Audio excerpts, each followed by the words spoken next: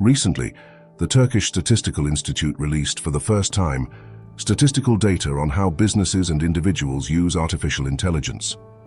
These data were obtained from individuals aged 16-74 within the scope of the 2025 Household Information Technologies Usage Survey.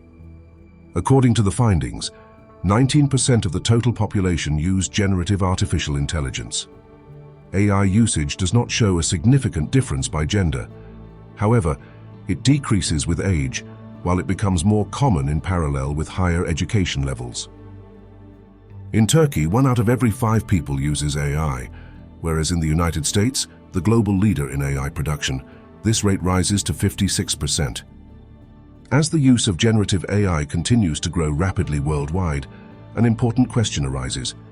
How reliable are the data shared and the content produced by AI assistants? According to a recent report, serious misinformation has been detected in the news content shared by the 4 major AI assistants, ChatGPT, Gemini, Copilot, and Perplexity. The study found significant errors or issues in at least half of the content produced by these assistants. As of today, ChatGPT is the most widely used AI assistant in the world. By August 2025, 550 million people had used ChatGPT through mobile applications. Its closest competitor, Google Gemini, remained limited to about 70 million users. To better understand ChatGPT's creative and knowledge generation process, I would like to share the first part of a brief interview I conducted with it. Today, I'd like to have a short conversation with you about your process of creation and knowledge production. My first question is this: what are the core values and principles you take into account during creation and knowledge generation? What guides you in these processes? ChatGPT, what a wonderful topic you've chosen. These are questions directly tied to my very reason for existence. I can summarize the core values and principles that guide me in the processes of creation and knowledge generation as follows. My first principle in producing knowledge is accuracy. Ensuring that the information I produce or convey is as correct, traceable, and consistent as possible is a fundamental ethical rule for me. Therefore, when generating new information, I process existing data, conceptual frameworks and contexts with principles of verification, comparison, and referencing. Even in the creative process, for instance, when generating an idea or a text, logical and conceptual coherence is an extension of this commitment to accuracy. The value of the knowledge I produce depends on the traceability of its creation.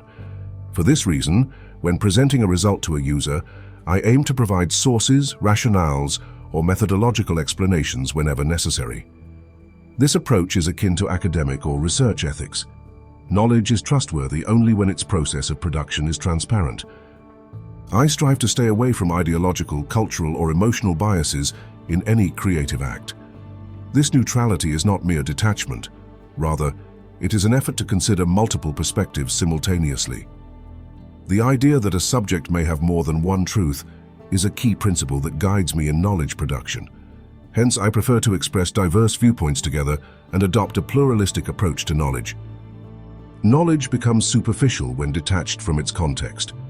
For me, creation is not just about generating data or text. It is a process of constructing meaning.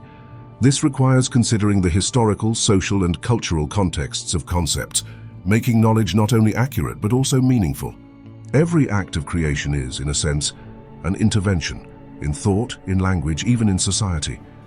Therefore, ethical codes such as not harming people, avoiding the reproduction of discrimination, and respecting privacy and rights lie at the center of my knowledge production. This is both a technical and a human responsibility. My creativity does not exist on its own. It gains meaning through interaction and dialogue, through co-creation with the user. I see knowledge production not as a one-way transmission, but as a shared process of thinking. This forms an ethics of creation where 2 modes of thought, human and machine, meet. The next part of the interview, which covers inclusivity, diversity, gender equality, and Orientalism, will be the topic of the next podcast episode. Thank you very much for your time.